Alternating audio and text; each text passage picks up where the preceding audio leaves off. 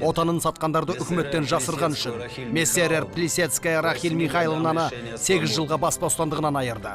Үкіммен танысты және келісті. Қолыңды қой. Қол қой деймін. Отанын сатқандарды үкіметтен жасырған үшін Ахмедьянова Зульфия Хасанқызын 5 жылға бас бостандығынан айырды. Отанын сатқандарды үкіметтен жасырған үшін Ырысжанова Әлима Сыздыққызын 8 жылға бас бостандығынан айыру. Үкіммен танысты және келісті. Қолыңды қой.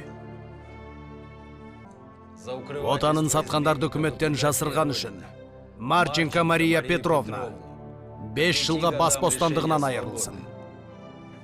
Қол қой. Шнайдер Виолетта Марковна 5 жылға бас бостандығынан айырды. Васильева Надежда Макарқызы 8 жылға бас бостандығынан айырды. Үкіммен танысты және келісті.